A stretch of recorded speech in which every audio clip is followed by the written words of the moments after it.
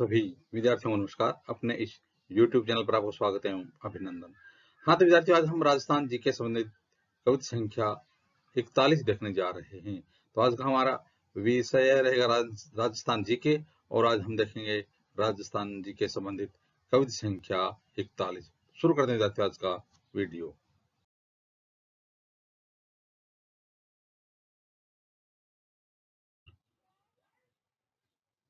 हाँ तो विद्यार्थियों, आज की हमारी जीके प्रतियोगिता का पहला प्रश्न है, एक व्यक्ति अधिकतम कितनी अवधि तक राज्य विधानमंडल का सदस्य बने बिना मंत्री रह सकता है? एक व्यक्ति अधिकतम कितने अवधि तक राज्य विधानमंडल का सदस्य बने बिना भी मंत्री रह सकता है? वो अवधि क्या है? ए 12 माह है, ब 9 माह है, स 6 माह है, द 3 माह है। तो बताइए, एक व्यक्ति अधिकतम कितनी अवधि तक राज्य विधानमंडल का सदस्य बने बिना मंत्री रह सकता है? यानी विधान परिषद या विधानसभा का सदस्य नहीं है, फिर भी वो मंत्री क्या रह सकता है? हाँ, रह सकता है। तो रह सकता है तो कितनी अवधि तक रह सकता है? इनमें से आपको एक विकल्प चुनना है। तो विद्यार्थी, इसका सही उत्तर हो जाएगा 6 माह है। 6 माह तक रह सकता है। तो देखिए विद्यार्थियों, अनुच्छेद 164 क्लोज 4 के अनुसार अधिकतम 6 माह तक विधान मंडल का सदस्य बने बिना मंत्री रह सकता है।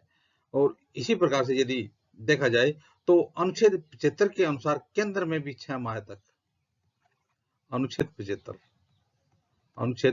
75 के अनुसार केंद्र में भी 6 माह तक संसद का सदस्य बने बिना मंत्री रह सकता है। तो अवधि है 6 माह है। हाँ तो विद्यार्थियों, आज की क्विज का अगला प्रश्न है, संविधान के किस अनुच्छेद के द्वारा राज्यपाल राष्ट्रपति के विचार के लिए किसी विधेयक को आरक्षित रख सकता है? कौन है? राज्यपाल। तो संविधान के किस अनुच्छेद, अब उस अनुच्छेद का नाम बताना कौन सा है, किस अनुच्छेद के द्वारा राज्यपाल राष्ट्रपति के विचार के लिए, कौन है? राज्यपाल राष्ट्रपति के विचार के लिए कोई भी विधेयक उसको आरक्षित रख सकता है? अनुच्छेद 160, ब अनुच्छेद 200, स अनुच्छेद 212, द अनुच्छेद 202। तो वह है कौन सा अनुच्छेद है जिसके तहत राज्यपाल राष्ट्रपति के विचार के लिए किसी विधेयक को आरक्षित रख सकता है? तो विद्यार्थी, इसका उत्तर हो जाएगा अनुच्छेद 200। अनुच्छेद 200 के अनुसार। तो देखिए विद्यार्थियों, अनुच्छेद 200 के अनुसार जब कोई विधेयक पारित करने के बाद राज्यपाल के समक्ष प्रस्तुत किया जाता है, तो राज्यपाल को यह अधिकार है कि वह विधेयक पर अपनी अनुमति दे अथवा न दे, अथवा राष्ट्रपति के विचार के हेतु उस विधेयक को आरक्षित कर ले। तो राज्यपाल महोदय के पास से जब कोई भी विधेयक पारित होकर के राज्यपाल महोदय के पास आता है, तो राज्यपाल महोदय के पास विकल्प होते हैं। कौन कौन से?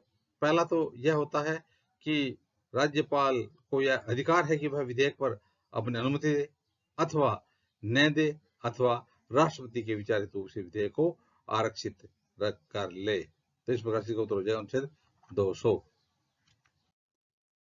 हाँ तो विद्यार्थियों, आज की क्विज का अगला प्रश्न है, राज्यपाल के संदर्भ में निम्नलिखित में से कौन सा कथन सत्य नहीं है? तो राज्यपाल के संदर्भ में कौन सा कथन सत्य नहीं है? वह मृत्युदंड को क्षमा कर सकता है, वह राज्य की विधायिका का अंग होता है, वह उच्च न्यायालय के न्यायाधीशों की नियुक्ति नहीं कर सकता है, उनके पास आपातकालीन शक्तियां नहीं हैं। तो आपको बताना, राज्यपाल के संदर्भ में इनमें से कौन सा कथन सही नहीं है? वह मृत्युदंड को क्षमा कर सकता है, वह राज्य की विधायिका का अंग होता है, वह उस न्यायालय के न्यायाधीशों की नियुक्ति नहीं कर सकता, उसके पास आपातकालीन शक्तियां नहीं होती हैं। तो आपको बताना है कौन सा कथन सत्य नहीं है?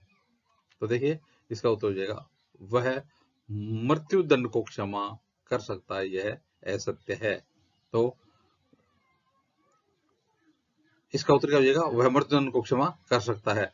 तो देखिए विद्यार्थियों, अनुच्छेद 161 के अनुसार राज्यपाल उन विषयों के संबंध में जिन पर राज्य की कार्यपालिका शक्ति का विस्तार है, किसी अपराध के लिए दोष सिद्ध किए गए किसी व्यक्ति के दंड का क्षमा, पर विलंब, विराम अथवा परिहार करने की अथवा दंडादेश का निलंबन, परिहार या लघुकरण करने की शक्ति तो प्राप्त रखता है, परंतु मृत्यु दंड को क्षमा नहीं कर सकता। तो इस प्रकार से यानी राज्यपाल है वो मृत्यु दंड को क्षमा नहीं कर सकता है। तो इसलिए राज्यपाल के संदर्भ में यह कथन गलत हो जाएगा, यानी सत्य नहीं है, गलत है। हाँ तो विद्यार्थियों, आज का अगला प्रश्न, निम्न में से राज्यपाल को शपथ कौन दिलाता है? आपको बता रहे में सब राज्यपाल को शपथ किसके द्वारा दिलाई जाती है? ए, सर्वोच्च न्यायालय का मुख्य न्यायाधीश, ब, भारत का राष्ट्रपति, स, संबंधित राज्य का मुख्यमंत्री, द, उच्च न्यायालय का मुख्य न्यायाधीश। अब इनमें से राज्यपाल को शपथ कौन दिलाता है? विद्यार्थी इसका उत्तर हो जाएगा उच्च न्यायालय का मुख्य न्यायाधीश, उच्च न्यायालय का मुख्य न्यायाधीश। देखिए विद्यार्थी, संविधान के अनुच्छेद 159 के अनुसार राज्यपाल अपना पद ग्रहण करने से पूर्व उस राज्य के उच्च न्यायालय के मुख्य न्यायाधीश या उनकी अनुपस्थिति में उस न्यायालय के वरिष्ठतम न्यायाधीश के समक्ष शपथ या प्रतिज्ञान करेगा तथा उस पर अपने हस्ताक्षर भी करेगा। तो अनुच्छेद 159 के अनुसार राज्यपाल को शपथ कौन दिलाता है? उच्च न्यायालय का मुख्य न्यायाधीश दिलाता है। हाँ तो विद्यार्थियों, आज का अगला प्रश्न है, राज्य सरकार का संवैधानिक प्रमुख कौन होता है? राज्य सरकार का संवैधानिक प्रमुख पूछा है, संवैधानिक प्रमुख कौन होता है? ए, मुख्यमंत्री, ब, मुख्यमंत्री का सचिव, स, राज्यपाल, द, मुख्य सचिव। तो राज्य सरकार का संवैधानिक प्रमुख कौन होता है? तो विद्यार्थियों, इसका उत्तर हो जाएगा राज्यपाल। कौन हो जाएगा? राज्यपाल। तो देखिए विद्यार्थियों, संविधान का अनुच्छेद 154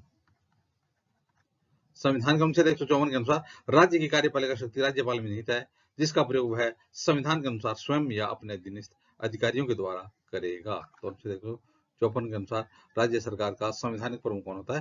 राज्यपाल होता है। हाँ तो विद्यार्थियों, आज का अगला प्रश्न है, किसी राज्य के राज्यपाल द्वारा जारी अध्यादेश का अनुमोदन होना आवश्यक है। तो किसी राज्य के राज्यपाल द्वारा जो अध्यादेश जारी किया जाता है उसका अनुमोदन होना आवश्यक है। ए, राष्ट्रपति द्वारा, ब, मंत्रिपरिषद द्वारा, स, राज्य विधानमंडल द्वारा, द, संसद द्वारा। तो बताइए, किसी राज्यपाल के, यानी राज्य का मामला है ये, तो राज्य के राज्यपाल के द्वारा जो अध्यादेश जारी होता है ना, उसका अनुमोदन किसके द्वारा आवश्यक है? तो इसका उत्तर हो जाएगा राज्य विधानमंडल द्वारा, राज्य विधानमंडल द्वारा। तो देखिए विद्यार्थियों, 213 अनुच्छेद 213 के द्वारा राज्यपाल को अध्यादेश जारी करने की शक्ति दी गई है।